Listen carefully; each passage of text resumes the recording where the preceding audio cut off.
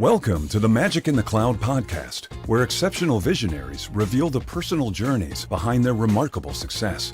This is a conversation with leaders who've transformed industries by navigating pivotal moments, making bold decisions, and cultivating extraordinary teams. We explore the turning points that define their careers, those instances where intuition met strategy and everything changed. It's an intimate look at the leadership philosophies that drive revolutionary outcomes, with cloud solutions as the quiet enabler. Here are your hosts, Joseph Griffith and Ryan Golombeski. Hey everybody, welcome to another episode of Magic in the Cloud. My guest today, man, I've known this cat for quite some time. He's a seasoned professional in technology. He's a transformational leader. He's managed really big teams in IT through all kinds of wave of change, including the current shift to today's AI. He's really great at aligning the team on the ground with leadership and aligning that with ROI in the business. And he's a hands-on dude, man. He's got some really cool stories to tell about how he helps people succeed. Without further ado, please welcome my guest, Mr. Benz.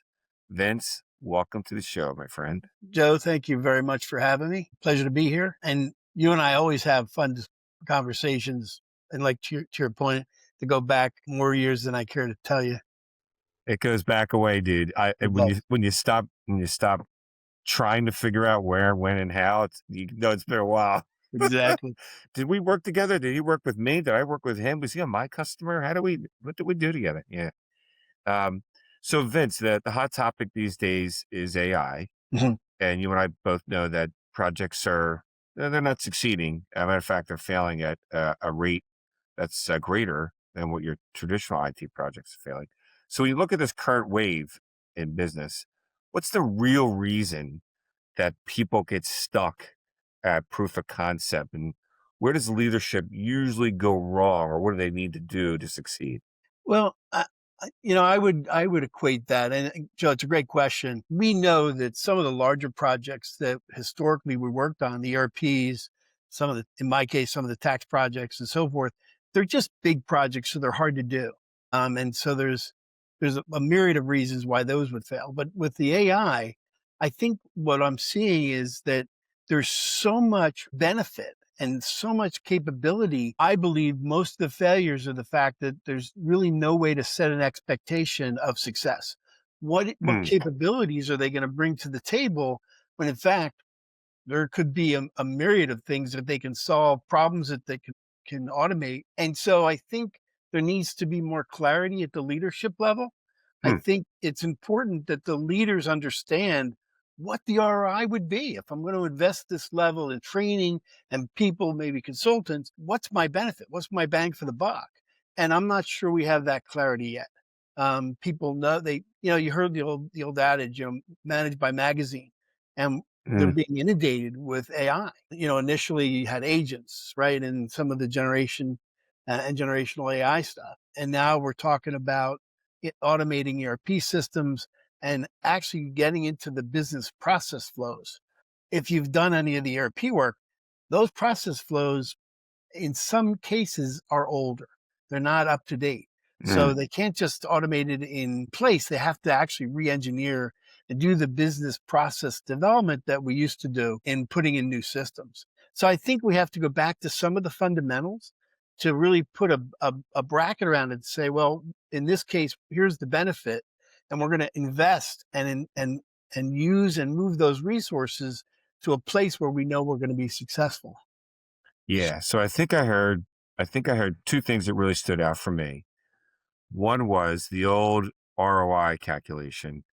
And you and I both know that we've tried this for years. And I think that we're still missing that, right? We're still missing that, like, hey, we're going to do this, but what is the expected ROI? And by the way, how does it align with the business objectives, right? Are the business objectives to grow market share, or are they to grow EBITDA? And if so, what numbers? The second thing that you mentioned is, believe it or not, holy smokes, dude, IT's only been around for I don't know, since the 60s. And it's only really been a force since maybe the late 70s, right? So now we're talking about 50 years of doing these things Hmm. where every time a new wave came out, they're like, this is going to revolutionize what you do, right? So people just tried to throw their business at the tech. But you're saying, I think what I hear you saying is the current tech rocks. However, some of the business processes are 50 years old, if not, if not 30, if not 20, if not 10. Right. And that's kind of old, given you've got this tech that can really rock. You might be building it on some old business processes. Right. So the other thing I think I hear you saying, you can validate this for me, is before you start on the AI project, just go back and make sure you understand that the business process you're trying to make better is the one that you need to run your business. Well, you know what, Joe? I think in any of the projects that we run, it's all about expectations, right? And so if you have at least if the senior leadership has an expectation and definition of success, now you can build the metrics out. You can show why this is going to be successful. I think the proof of concept saying just go automate something and let me know how you do. There's really there's no expectations set. It's did it work? Well, we automated it, but it really didn't fix anything. So people are hesitant to say, well, now I'm going to really invest and double down. But in fact, I don't know what the win was. So I think that's where the clarity has to be. And that's just part of leadership, right? Unfortunately for the leadership piece, they're not going to get into the nitty gritty of what AI is going to do for them. They're not going to get to the business processes. They're going to count on those people that do those jobs every day and try to bring those people up and say, okay, what makes sense to automate to save you 20%, 30% of your time. And so you can do something that has a higher value to me rather than more of a redundant and a repeatable process. But I go back to the resource. It means you have to understand what those resources do and how better you can use those. Yeah. And let's talk about that. One of the most fascinating things that you've done is you had to take a team that had, I think as I understand it, it was a team that was under your leadership, a pretty seasoned organization, and you had to help them through this innovative, classic, think outside the box transition. And so you had at the heart of it all caring people, Mhm. but they were pretty ingrained in their old ways. So I'm going to call it the $1,000 incentive to read a bunch of books, Right. which is not doing its justice, but doing it justice. But share with the audience how you took this team and got them to using motivated for something new using something older, like a book. So, so sure, a brief personal. I'm a book guy. I collect antiquarian first edition books, right? Mostly from the mid 18th century, Civil War books, things like that. So I'm a ferocious reader. Just I love this stuff. So what I was seeing in my team is that they were great technicians. They loved the technology, but when they looked at the business needs, there was a gap there. So what I did is I went to my leadership team, my other peers in the C level, and said, well, "What are you reading?" And it could be Good to Great, Who Moved My Cheese, Large Companies Don't Fail. So I found 17 books and bought a bookcase. I said, "Listen, it was a pretty large team," and I said, "There's $1,000 for anybody who reads all the books, but here's the caveat: you got to do a book report and present your findings every book." It took me back to eighth grade, man. Right, All right. right. But, how else do you know that they read something? Now, Sure. here, part of the funny part is that meant I had to make sure I had read all the books as well. So again, so everybody's reading the same set of stuff. There was a 40-page Disney pamphlet that one guy was reading, and it was called The Velocity of Change. And lo and behold, that was the actual map that they used to reinvent the company. So the only thing they didn't do out of that pamphlet was hire a Disney employee. Hmm. But so it really gave us an insight into what the leadership was thinking about. But for my team, what I was trying to do was integrate a business thought, like almost a mini MBA, to say, here are the business drivers, right? It's not about whether a color on a screen or a box is a certain size. It's about the user community, how they respond to it. Does it impact cash flow? Is there an ROI, right, or a RONA, which is what we're looking for inventory? Is there a way to measure those things with the system? And it gave people that much more insight. And what that led to, Joe, was to reorganize the IT group so that I could allocate people into those departments like finance, manufacturing, engineering, and they understood the business model, right? And the business drivers and could use IT as a tool to give them a benefit, right? And that way I had better IT people because they understood the business drivers. They could have those communications when in fact, most people in IT that at the time were just coders and everything was, you know, if they wrote in the requirements, that's what they got. And they didn't understand the whys. And I think that's important. And I think when you apply the AI concept, you're at the same place. You have to understand what the business drivers are going to be and what those benefits can be extracted. And that way you can have a more effective IT group. Yeah.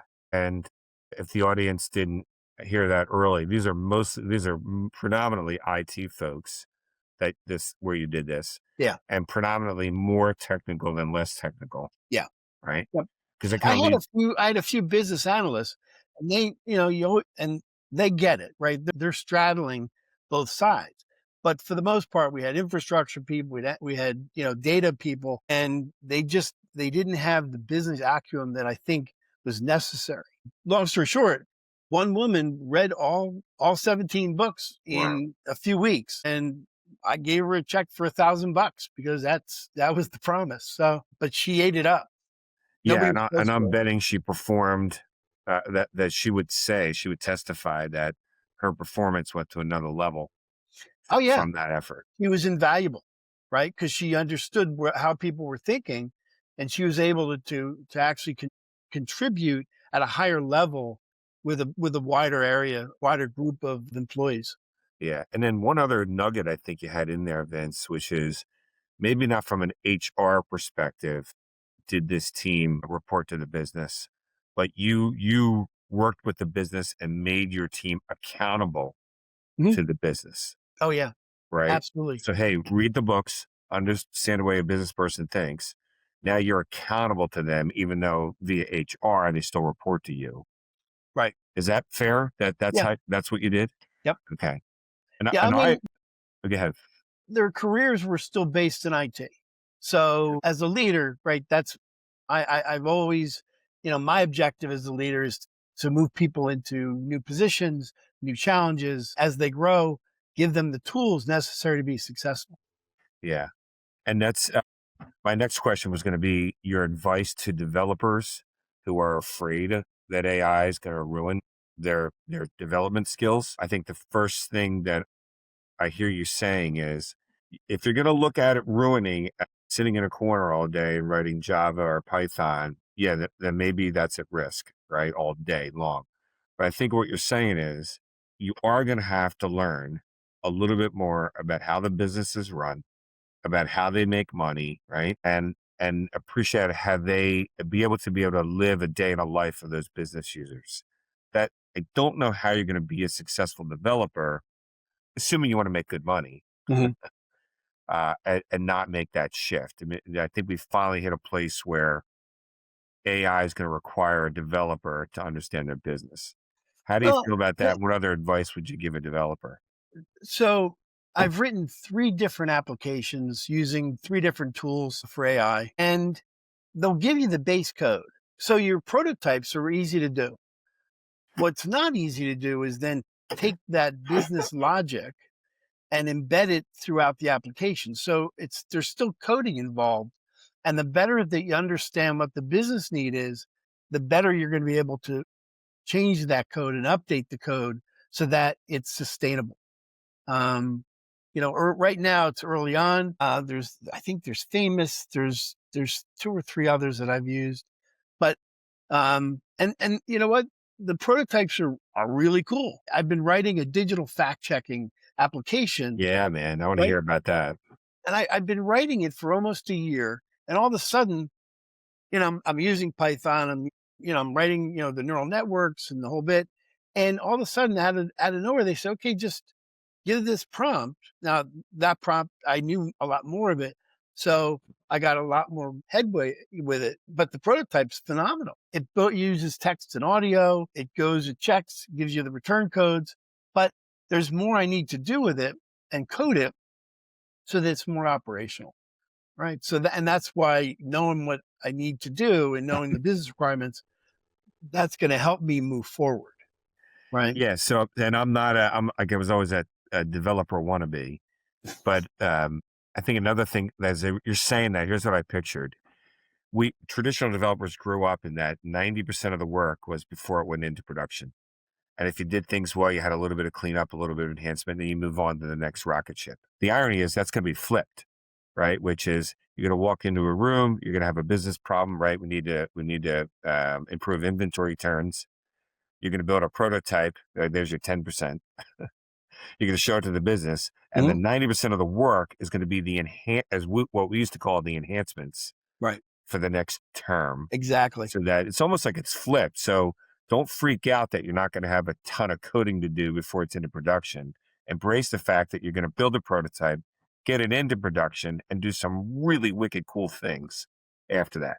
Right. Now, what's interesting, when you look at project management as a whole, the agile process supports that, right? You want to get things out as fast as you can, get feedback, what's wrong, what needs to be tweaked, and then go back through an iterative cycle. So the new AI tools will align with agile versus the waterfall, I think, much better if the waterfall process is followed. A lot of people cannibalize it. But if they use the true process that was designed, I think it'll deliver the value, set the right expectations, do all the things that we know we need to look at before it goes into production. Yeah, I like it, man. It totally makes sense. Hey, let's shift gears. Let's go back to these apps you're building, just at a high level. You said 3. I know one's a digital fact checker, one's a project rescue app.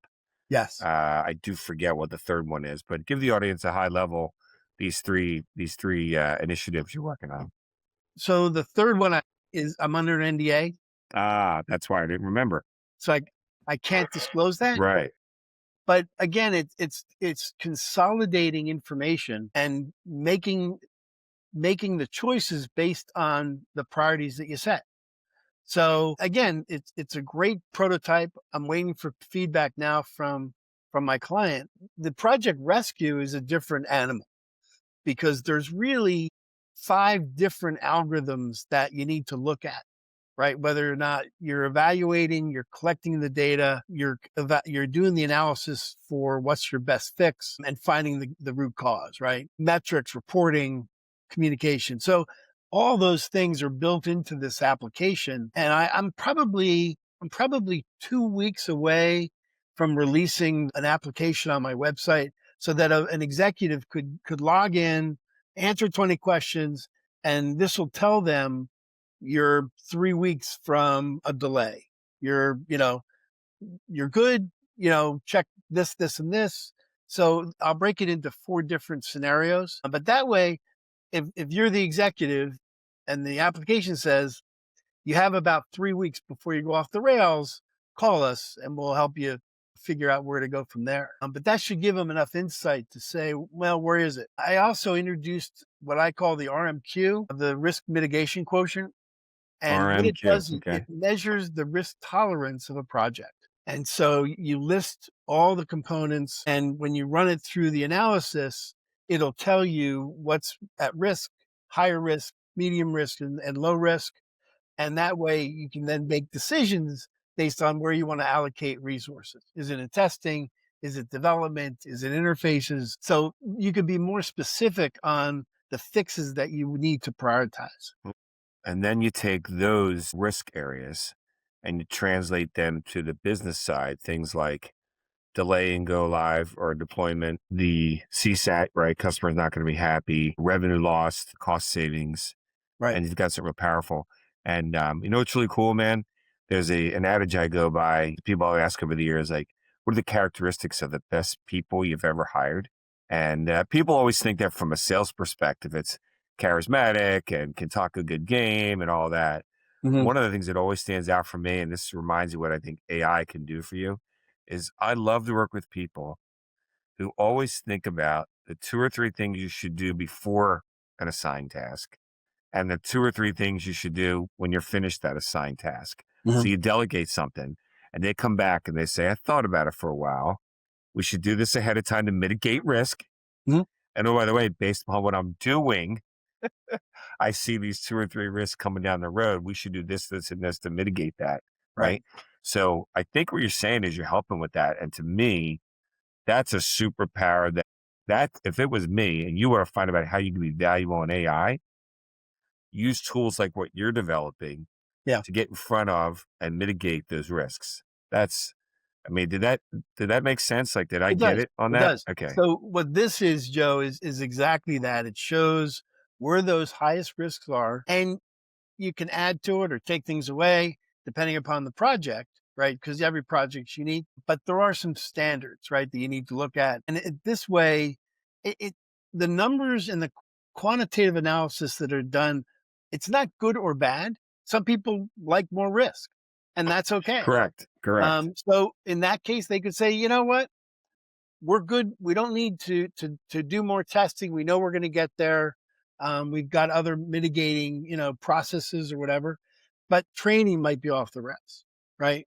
So fine. How do you do that, right? Do you rewrite your curriculum?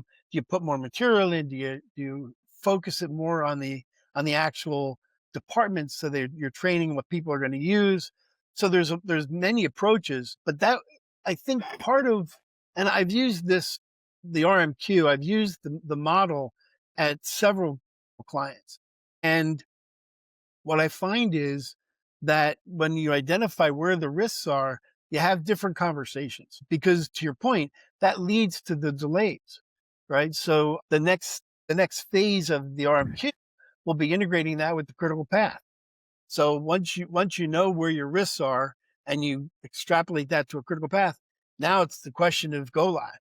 If you want to go live on this date, these things have to happen. If not, it's go live plus N, right? Whatever the number of days are, or weeks, months. Yeah. Um, And I unfortunately, think when you couple that with the human side, right? Hey, based Mhm. upon my experience, that helps to Right, validate the AI. I know right. some executives are still worried that we're relying too much on AI. Well, did And you? I'm yeah, sorry to interrupt. no, we're good. Did you read? Did you see the last? There was a news report that they tested two AI models and they reverted to blackmail so they could get what they needed to get done. So you really need that human interaction, right? That human filter, right, to make sure that we're keeping things on the right tracks. Yeah, and I think that leads to a bigger discussion where I know one of my friends says all the time, he's don't make an investment right now more than 1 year's worth of subscription to an AI model or an AI tool or an AI, any other AI subscription, just because of the rapid change. People got to remember Google was the 13th search engine. So whatever's popular now doesn't mean it's going to be popular a year from now. And relative to the current change we're having, I mean, it could be 6 months. And here you are saying, hey, you've got some platforms where you can turn them into, we've all seen some of those stories where you could turn them into something pretty nasty. Accurate or not, you could turn it into something nasty. And, Yep. as an organization, you got to be socially responsible around that. Well, ChatGPT just came out with Atlas, which is a search engine. So they're at this point really barking at Google's heels as to take over. And all the numbers that I've seen, if somebody issues a Chat GPT, and I only know that because that's the tool they're using, but any search in a AI tool is going to have 4 times the higher hit rate for companies if you show up in their responses. Yeah. So a lot of people are getting away from the Google SEO and moving into the voice and the chat AI side I to make couldn't sure agree that with it you more. does. I've had clients tell me directly their engineering, their social, including their websites, to accommodate AI, Mhm. not a human who's looking for SEO. And Right. arguably, I've never been the greatest expert in SEO, but I always felt like it became so much of a pay to play Mhm. type of scenario that hopefully it can not turn into that, but we'll Yeah. see. Money changes a lot of things. Let's go back to how you got into all this craziness, man. You and I are, we're not old, we're just older. So you and I grew up, in a time where going to college was the thing you were supposed to do, but getting into computers, wasn't really the thing you were supposed to do. I remember being told take computing classes and all that. But take us back to, where were you born? Where were you raised? And what types of events or people came across your path that got you down this road of this IT thought leadership? So I grew up on the East Coast, Bucks County, went to a local high school. And again, it was a great education, went to college, to your point, like everybody was supposed to do. And I actually have an undergraduate in psychology Mm. with a minor in computers. You had to have a language, and they considered computers a language.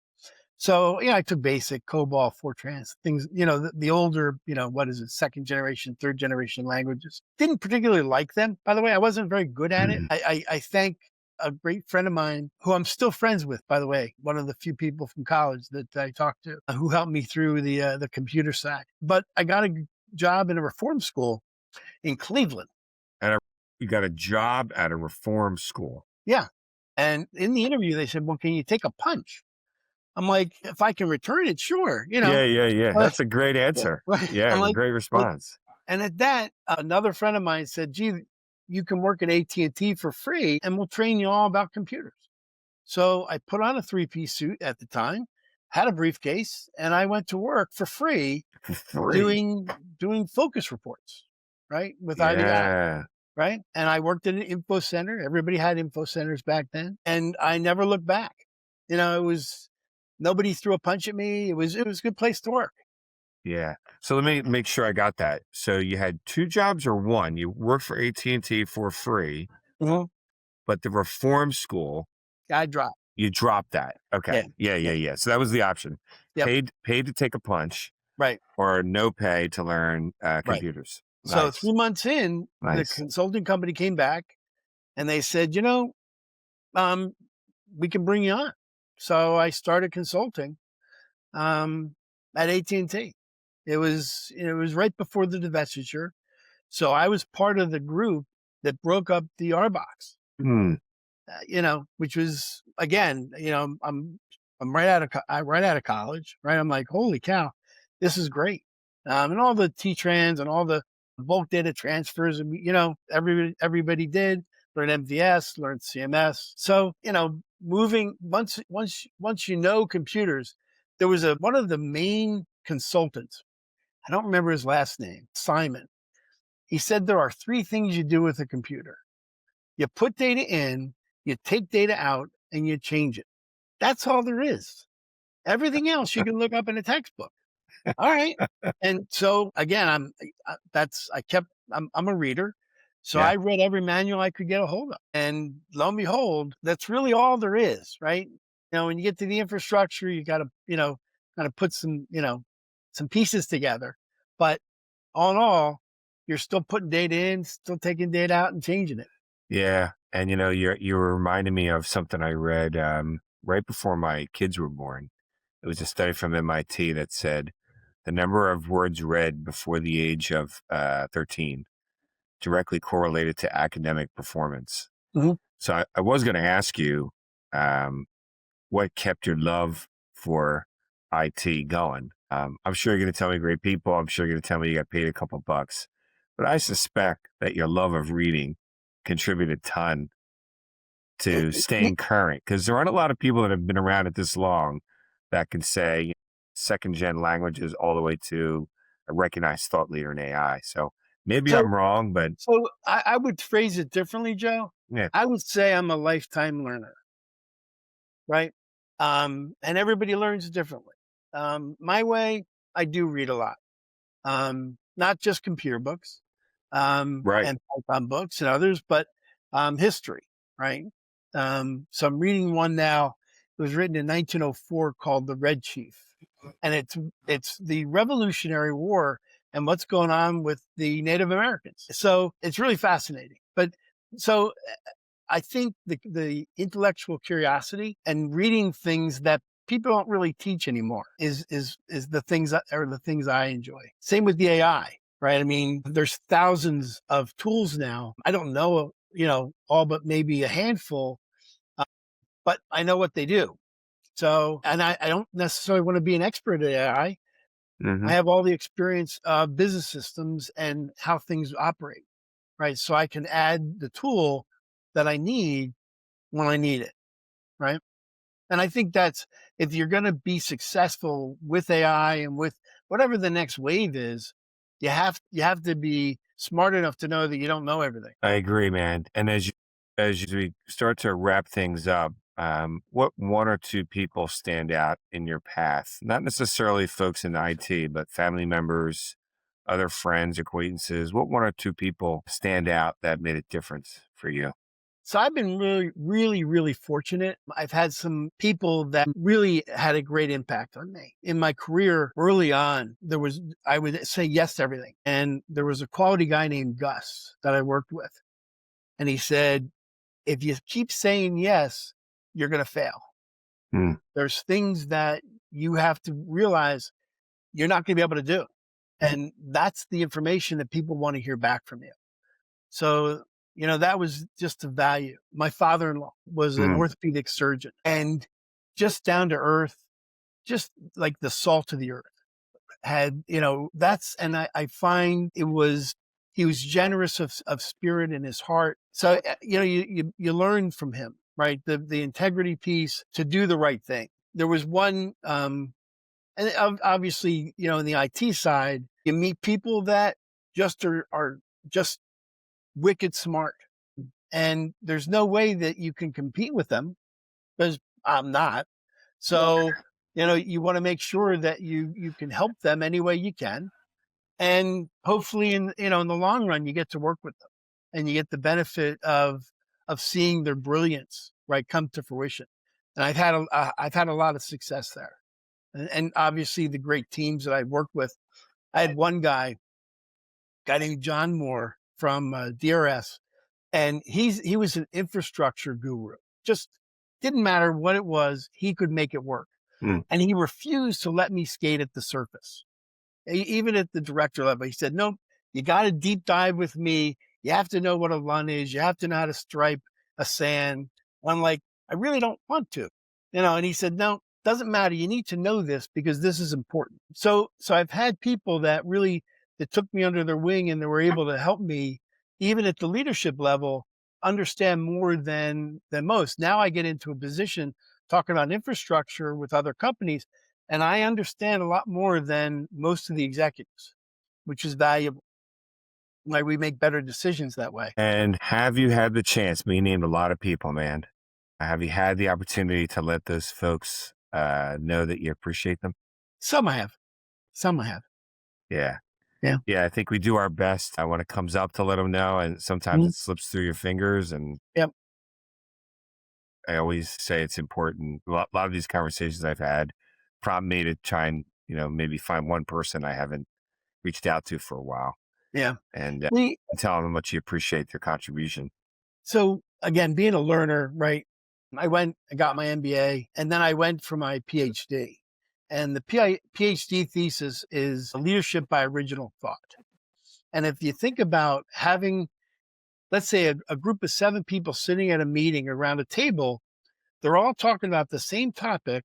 They all got there. They're all in the meeting, but not one of them followed the same path. Yeah. Right. And my belief is it's what their accumulative careers and their decisions that they made led them to that meeting. So their contributions are going to be unique, irrespective of the level, whether they're a director, staff, manager, whatever. Their contributions are going to be important to get to a fresh resolution to solve whatever the problem is. Right. I had a woman in my MBA class, an instructor, say, "Do it because I told you to do it." And I looked at her and I go, that at best will give you mediocrity. because I'm just going to follow what you tell me, you're not going to get any value on top of what you're asking for. And that's a mistake. All right. Leadership has to be open to seeing what avenues might be available from somebody else's perspective. Call it diversity, call it a mix, whatever. But you have to have, and I believe leadership has to understand the full circumference of what the issues are going to be and what possible solutions are going to be. That's the out of the box piece. Yeah. And I think besides practicing what you preach, so you need to do that, and taking platforms like this to let people know it's important, I think that's what we're responsible to continue to offer our audiences. Unfortunately, I still see and hear about a lot of folks who say, look, my job, this is great, that's great, this is fair, this is really good, but, and I hear a lot about leadership still acting like, look, do it because we told you to. People who say they ask for your opinion, and as soon as you share it, they say, yeah, that's not what we're doing, which tells you they're not processing. And to your point, they're not walking into the meeting saying, wow, in addition to me, everybody comes to this problem solving session with a different perspective. Mhm. And the answer to the problem could be right under our nose, and could come from what I perceive the least qualified person. I know I've learned that lesson many times. So Yep. thanks Yep, for for sharing sure. that. And I think that's our job to continue to share it, despite that, Mhm. oftentimes we hear maybe the kind of reverse is happening. Well, Vince, like, this has been awesome in a lot of ways. A lot of things you can share with folks about how to be more successful in their careers, remembering, how important reading is to our lives. Although you said to be a hungry or an always learning type of person, no matter how you do that. Thanks for sharing everything. Tell people how they can contact you, reach out to you. How can people get in touch with you? Yeah, so I'm running Joe Max Consulting and helping customers both in AI. We're doing cybersecurity work, and I've kind of focused a specialty on project rescues. So I've rescued dozens and dozens of projects. I spent 5 years at Gartner. They don't call Gartner for the easy stuff, for Right. sure. So, but it's at www.joemaxconsulting.com. Phone number's there, and I'm on LinkedIn. If somebody wants to reach out there, happy to connect, happy to have a conversation. So again, it's really to our point. We're older, and I'm looking to give back. I'm looking to make sure I can contribute. So again, I appreciate you taking the time, Joe, and having me on the Magic in the Cloud. Appreciate it. Yeah, my pleasure, man. The audience is going to love this, and I appreciate you being on. And anytime we want to chat, would be great. This brings us to the end of another Magic in the Cloud episode. I'll see you on the next one. Thanks a lot, Vince. Thanks, Joe. Take care. Magic in the Cloud podcast requires more than a conversation. It takes action, research, and collective wisdom. If today's episode resonated with you, we'd love to hear your insights. Join the conversation and help us shape the future together. We'll be back with more stories, strategies, and real-world solutions that are making a difference for everyone. In the meantime, be sure to subscribe, rate, write a review, and share it with someone you think would benefit from it too. Thanks for listening, and we'll see you on the next episode.